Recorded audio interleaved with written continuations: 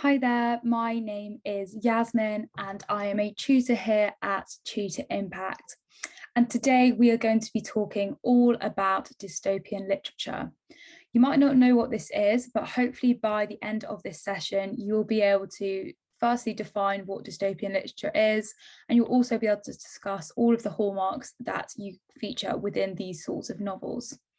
Now, dystopian fiction offers a vision into the future, and dystopian novels can often challenge readers to think differently about current social and political climates, and in some instances can even inspire action. But firstly, we're going to look further into what dystopian literature actually is. So dystopian literature is a form of speculative fiction that begins as a response to utopian literature. A dystopia is an imagined community or society that is dehumanizing and frightening. A dystopia is actually the complete opposite of a utopia, which is a perfect society. Now, the term utopia was coined by Sir Thomas More all the way back in 1516 in his book called Utopia.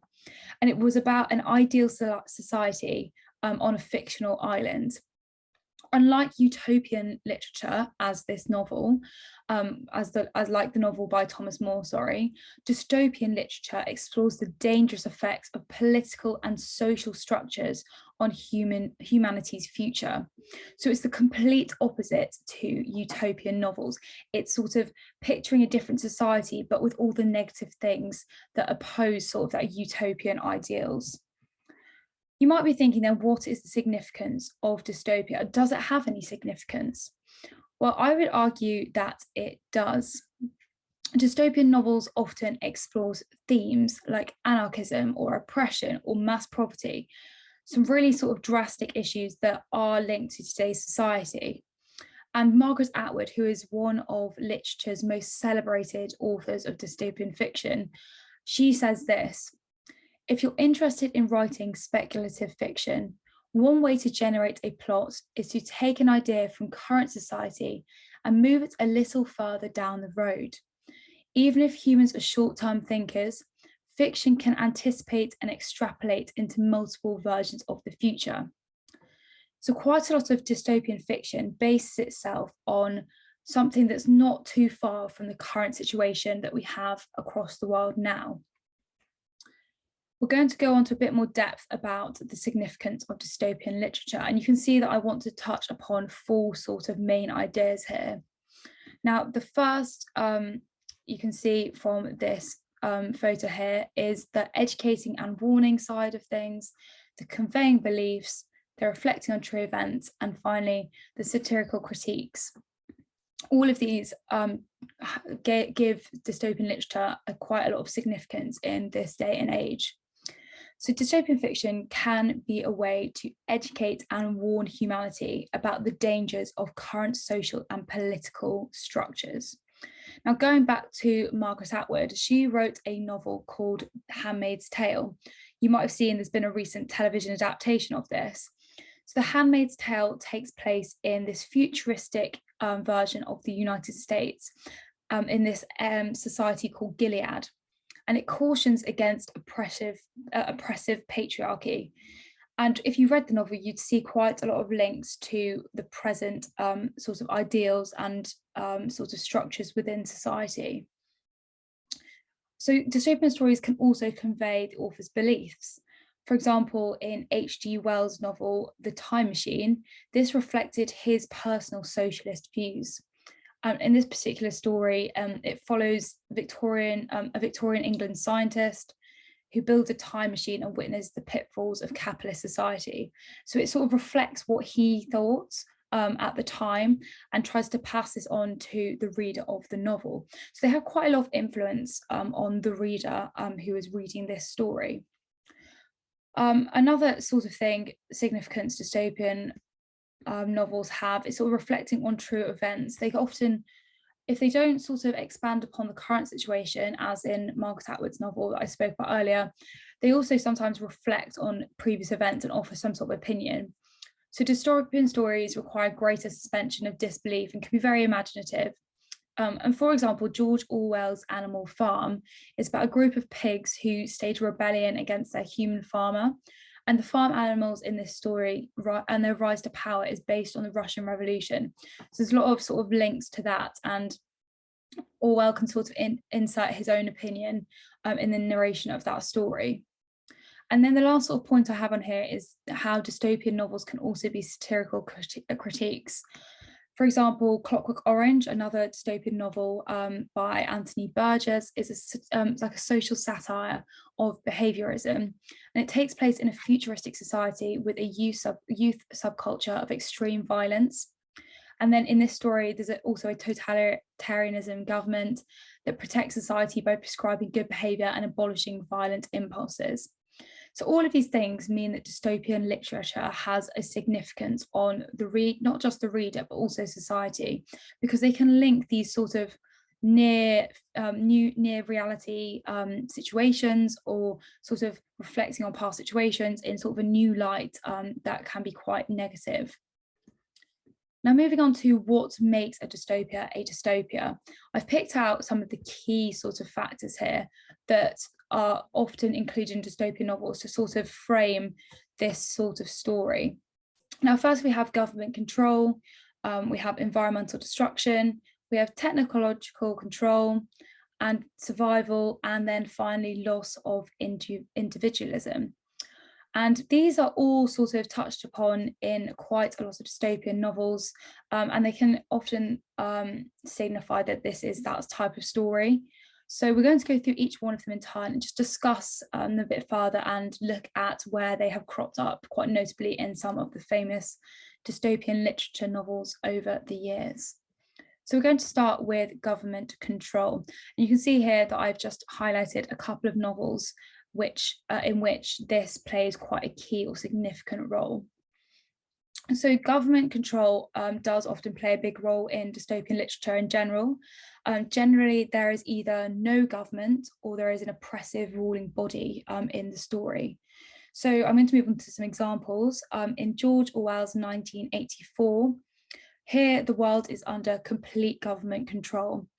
There's a fictional dictator called Big Brother who enforces an omnipresent surveillance system over all of the people living in the 3 intercontinental superstates, which have been remaining after a world war. So as you can see here, there is that sort of government control by this all-powerful government that overlooks the whole entire world, rather than what we have at the moment in terms of countries. Always Coming Home by Ursula Le Guin is another example of this. So this is a science fiction novel that follows a community of people in a post-apocalyptic world. And in this story, the community here, they repudiate the government system and are self-organized. And then the final one here, you might be acquainted with this one already, as they made some films about this not too long ago. So The Hunger Games is a young adult trilogy by Suzanne Collins. And this takes place in the fictional world of Panem. And this is a future nation based on the ruins of North America. And in this story, Panem has a totalitarian government called the Capital. And this holds most of the country's wealth and controls the citizens in this story. And you might know already, but each year, children from the Panem's 12 districts are selected to participate in a televised death match called the Hunger Games. So it's very clear here the government control, the extent of this government control.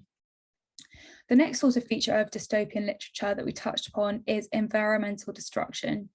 So dystopian novels are often set in places that are inhabitable, have been destroyed, or are preparing for destruction. For example, The Road by Cormac McCarthy.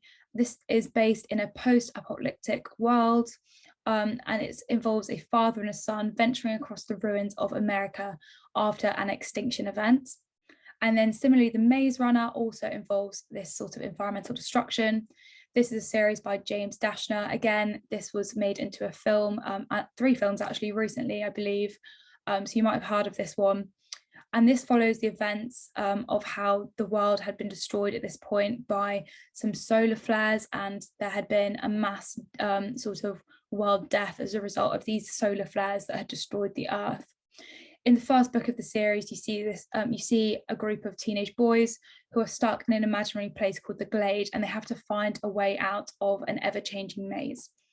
So as you can see, again, the environmental destruction part plays quite a key role in this, as it has caused the sort of scenario that starts from the beginning of the first book. The next sort of feature we'll be looking at is technological control. Again, this is quite a big feature, particularly in the more modern dystopian novels. So advanced science and technology in dystopian works goes beyond tools for improving everyday life that we have at the moment. It's often depicted as controlling, an omnipresent force, and it's often used as a fear-mongering tactic. So with, in terms of examples, Brave New World by Huxley, this explores the dangers of technology, particularly as it's been developing over the years. And the ruling world state in this novel uses powerful conditioning technologies to control reproduction and citizens' actions. So here you can see that the government in this instance is using technology as a means of control, which plays quite a key part of this book. Another example is Do Androids Dream of Electric Sheep by Philip K. Dick. And this again takes place in a post-apocalyptic San Francisco after a nuclear global war. The novel was based on the film The Blade Runner, and it explores the dangers of advanced technology. There are android robots indistinguishable from humans, and mass extinction has led to artificial animals. So tech and technology play a massive role in this book, and it's quite scary to think about how this could potentially be a not so far away future. And the last one I've included here is Feed by M.T. Anderson. And this is a young adult dystopian novel written in 2002. And it's about a near future America controlled by what's called FeedNet, which is a computer network that's implanted into the brains of 73% of American citizens. So again, you can see sort of that more individual level of technological control in this instance.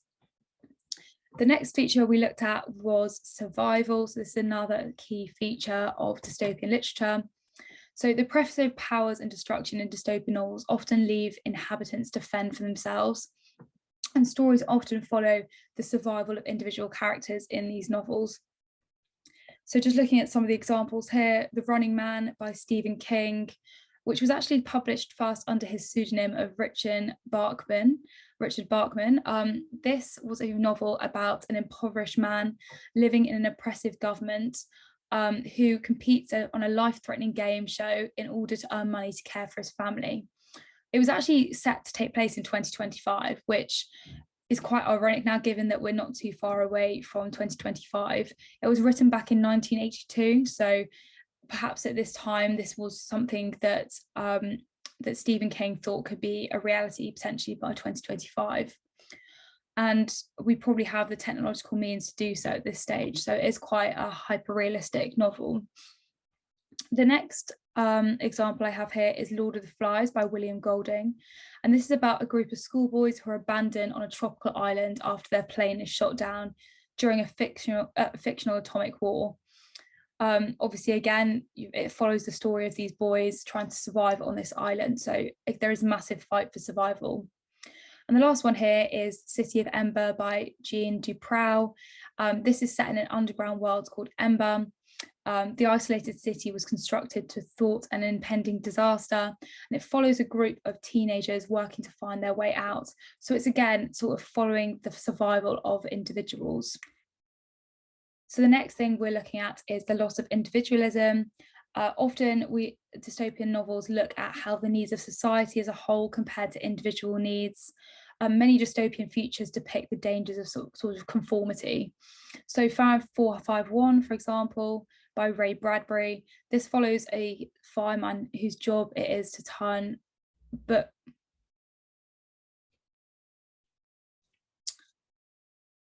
So another feature of dystopian literature is the loss of individualism. So it looks at how the needs of society as a whole compared to individual needs. And many dystopian futures depict the dangers of conformity compared.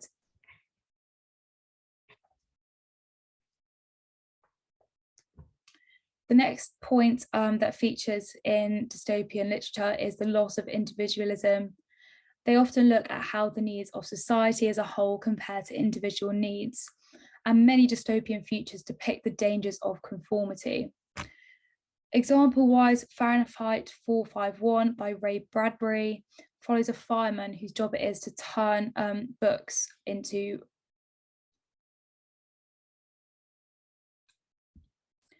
loss of individualism is also another feature of dystopian literature.